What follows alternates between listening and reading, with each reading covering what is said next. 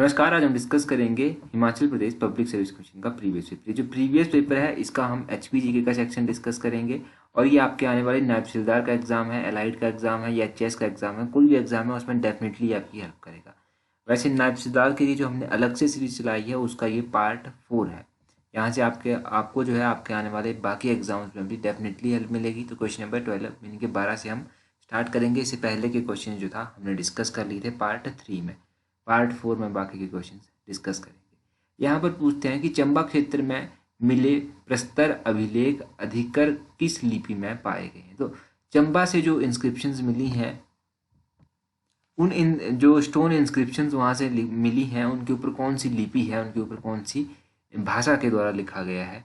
तो उन इंस्क्रिप्शंस के ऊपर जो भाषा मेंशन है, लिपि मेंशन है, वो है शारदा और टांकरी। शारदा और टांकरी ऑप्शन बी जो है वो सही आंसर हो जाएगा। ये इंपॉर्टेंट क्वेश्चन है। एलाइड में भी ये क्वेश्चन जो है वो पूछा जा चुका है। बस फर्क थोड़ा सा होता है, ऑप्शंस आगे पीछे कर दिए जाएंगे या फिर क्वेश्चन थोड़ा सा बदल दिया जाएगा, क्वेश्चन रिपीट कर दिया जाता है। तो इसका सही आंसर याद रखिएगा, शारदा और टांकरी लिपि जो है वो सही आंसर होगा। अगर हम कुछ और अभिलेखों की बात करें तो एक पूछा जाता है कि खनियारा में जो अभिलेख मिले थे तो खनियारा कहाँ पर पड़ता है। खनियारा जो है वो डिस्ट्रिक्ट कांगड़ा में पड़ता है। और चैतड़ू के बारे में पूछा जाता है, चैतड़ू भी जो है वो डिस्ट्रिक्ट कांगड़ा में पड़ता है। तो ये भी आप याद रखिए। अगला पूछा गया है संगोली की संधि में ईस्ट इंडिया कंपनी की ओर से किसने हस्ताक्षर किए थे। संगोली की संधि जो हुई थी उसमें ईस्ट इंडिया कंपनी की तरफ से जो था वो ब्रिटिश जो था जिसने हस्ताक्षर किए थे उसका नाम था कर्नल पेरिस ब्रेंडसो। ऑप्शन सी जो है वो सही आंसर है, कर्नल पेरिस ब्रेंडसो जो है वो सही आंसर है। इंपॉर्टेंट क्वेश्चन है तो याद रखिएगा, क्योंकि बहुत सारे बच्चे जो हैं वो इसका सही आंसर ऑक्टोनॉली करके आएंगे, ऑक्टोलॉनी कर आएंगे और गलत हो जाएगा। तो इसका सही आंसर क्या है, ऑप्शन सी कर्नल पेरिस ब्रेंडसो। और कई बार क्वेश्चन पूछ लेता है कि संधि हुई कब थी, तो ये 1815 में हुई थी संधि। ये भी आप ध्यान रखिए कि 1815 में ये ट्रीटी ऑफ संगौली जो था, संगौली की संधि जो था वो हुई थी। अगला क्वेश्चन देखते हैं यहाँ पर क्या पूछा गया है। यहाँ पर पूछा गया है चंबा के लंजी हो गया, सरो हो गया, राजनगर हो गया, ये निम्नलिखित में से विकास हेतु केंद्र स्थापित किए गए हैं। तो ये किसके विकास के लिए जो है वो केंद्र स्थापित किए गए हैं। लंजी हो गया, सरो हो गया, राजनगर हो गया, ये जो है ये केंद्र स्थापित किए गए हैं ताकि जैतून का जो विकास किया जाए, जैतून की जो खेती होती है उसका विकास किया जा सके। ऑप्शन सी जैतून सही आंसर है। जैतून को इंग्लिश में ओलाइव कहते हैं, तो ये भी ध्यान रखिएगा कि ओलाइव के लिए जो है ये डेवलपमेंट सेंटर जो है वो बनाए गए हैं। कहाँ पर बनाए गए हैं, डिस्ट्रिक्ट चंबा में बनाए गए हैं। अगर डिस्ट्रिक्ट चंबा के बारे में हम कुछ और भी जानें तो देखो डिस्ट्रिक्ट चंबा में जो है वो सीड मल्टीप्लिकेशन फार्म भी स्थापित किए गए हैं।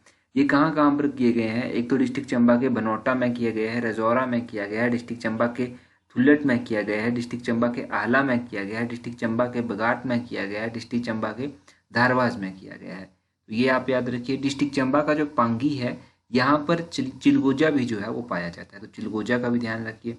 डिस्ट्रिक्ट चंबा में जो है वो सेब के बगीचे भी हैं, तो मेनली जो सेब के बगीचे पाए जाते हैं वो चंबा के चुराह में पाए जाते हैं, चंबा के पांगी में पाए जाते हैं, चंबा के भरमौर में पाए जाते हैं।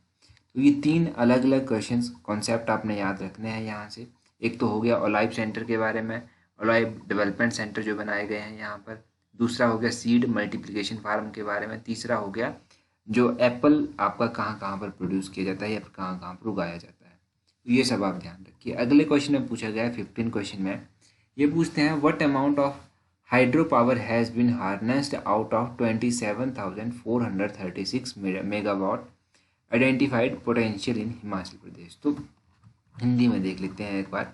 हिमाचल प्रदेश में उपलब्ध पन बिजली की कुल 27,436 मेगावाट क्षमता में से कितने का दोहन जो है वो किया जाता है या फिर कितने दोहन लायक यहाँ पर है।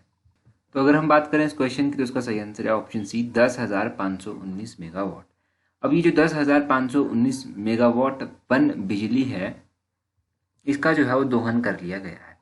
अगर हम अलग अलग आंकड़ों की बात करें, देखो ये आंकड़े चेंज होते रहते हैं, जैसे कि बाद में चलकर ये आंकड़े 10,596 हो गए थे। 10,596 अगर हम बात करें 2019-20 के सर्वे के अकॉर्डिंग, तो ये भी याद रखिए साथ में। वैसे देखो ऑप्शंस इस तरह से आएंगे, आपको ऑप्शंस में बहुत डिफरेंस है तो आप इजीली गैस भी कर पाएंगे। तो गैस करना कोई बड़ी बात नहीं होगी आपके लिए यहाँ से। और यहीं से अगर बात करें कि Himachal Pradesh state electricity board की स्थापना कब हुई थी, तो Himachal Pradesh state electricity board की स्थापना जो था वो 1971 में हुई थी। हिमाचल प्रदेश में अभी रेणुका जी परियोजना न्यूज़ में थी, तो ये परियोजना 40 मेगावाट की परियोजना है। साबरा कुड्डू परियोजना जो था वो न्यूज़ में थी, तो ये परियोजना जो है वो 111 मेगावाट की परियोजना है। इसके अलावा एक लारजी परियोजना है, लारजी नहीं लुहरी परियोजना है, ये भी न्यूज़ में थी, ये 210 मेगावाट की परियोजना है। धौला सिद्धा परियोजना है, ये परियोजना 66 मेगावाट की परियोजना है और हमीरपुर में ये परियोजना जो है वो स्थित है। तो ये आप अलग अलग परियोजनाओं के बारे में भी याद रखिए।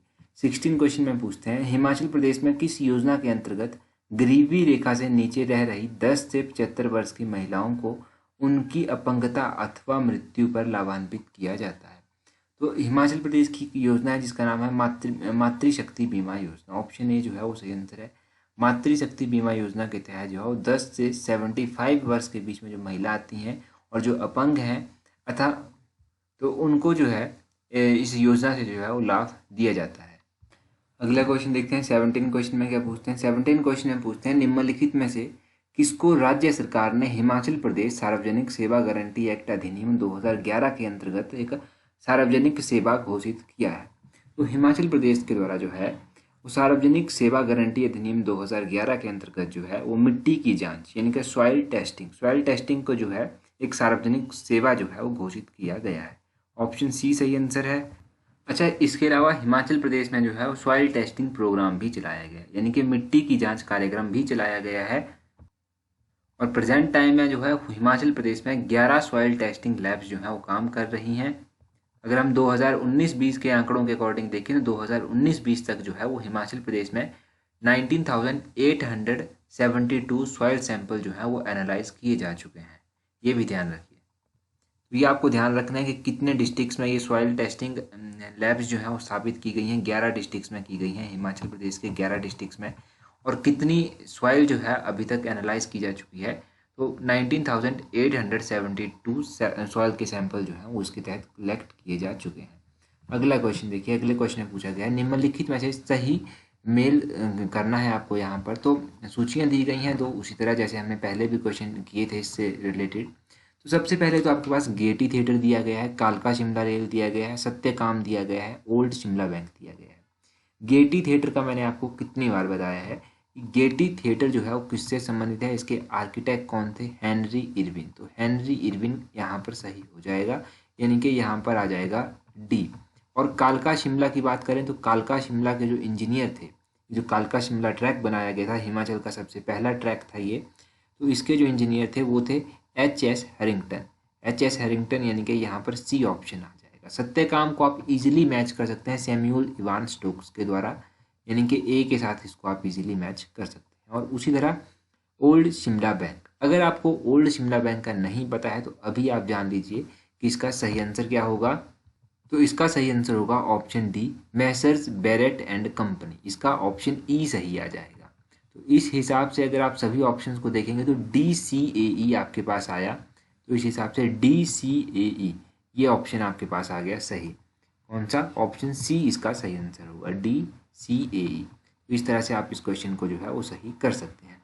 एक बार फिर से ऑप्शंस को देख लीजिए, अगर कोई डाउट है तो उसको भी जान लीजिए, ये इंपॉर्टेंट क्वेश्चंस हैं। अच्छा, मॉर्निंग सेशन में हमने जो था वो बलोखरा का पार्ट 3 डिस्कस किया था, उसमें हमने बिलासपुर डिस्ट्रिक्ट के क्वेश्चन डिस्कस किए थे और बिलासपुर डिस्ट्रिक्ट जो है हमने पार्ट 1, पार्ट 2, पार्ट 3 में जो है कंप्लीट डिस्कस कर लिया है। तो बिलासपुर डिस्ट्रिक्ट की सारी जानकारी आपको इन 3 पार्ट से मिल जाएगी। और आपका रिस्पॉन्स अगर अच्छा मिला तो उसके बाद हम अगला डिस्ट्रिक्ट चंबा वहाँ पर डिस्ट्रिक्ट करेंगे बलोखरा किताब से MCQ बेस्ड क्वेश्चन। तो होपफुली कि आप अपना रिस्पॉन्स जो है वो अच्छा देंगे। वीडियो नहीं देखी है तो देख लीजिएगा, आपको वीडियो मिल जाएगी हमारे चैनल पर, टेलीग्राम पर भी मिल जाएगी वो वीडियो। तो टेलीग्राम पर ज्वाइन करने के लिए इस तरह से सर्च कीजिएगा @allexam31। आपको हमारा टेलीग्राम चैनल जो है वो मिल जाएगा। इस तरह से सर्च कीजिए @allexam31 और टेलीग्राम मिल जाएगा। तो टेलीग्राम पर ज्वाइन कर लीजिएगा। So that's all for today. Thank you very much.